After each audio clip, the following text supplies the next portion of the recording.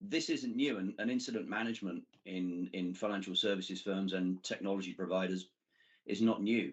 We've had frameworks like ITIL around for many, many years.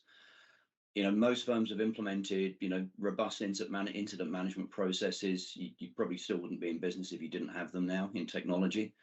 I think the key thing with DORA, it comes back to something we were talking about earlier, which is understanding the impact. An incident is an incident. How you react is how you react. That's often enshrined in policy and process, and organizations have that well under control. For DORA, it's really understanding, it's specific about understanding the impact to clients and transactions, and managing the scope of an incident based on the impact.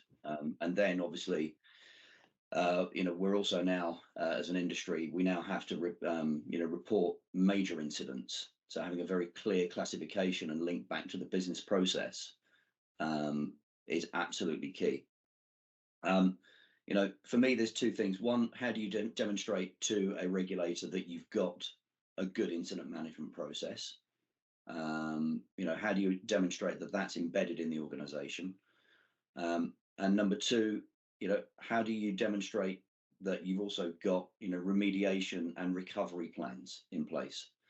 Throughout, the expectation is that if you have an ICT incident or a cyber incident, that you can recover in a structured manner. You may have manual processes, you may have alternatives to move to. But having a clear mapping of, the business process, how systems, vendors, regions, networks, how ICT incidents affect those business processes, being able to, drill back into that very quickly, understand what clients are impacted, what transactions are impacted, and then how you're going to recover. So for me, this is all about, it comes back to information again. We talked about metrics a minute ago.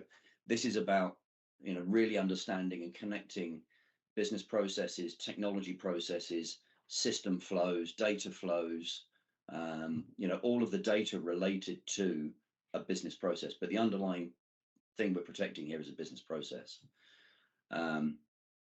Clear roles and responsibilities throughout the incident life cycle, absolutely key. We can't have, the database guys sat there looking, at the server guys, looking at the IT security guys, looking at the business. You can't have that anymore. You've got to have somebody, very clearly in charge of that.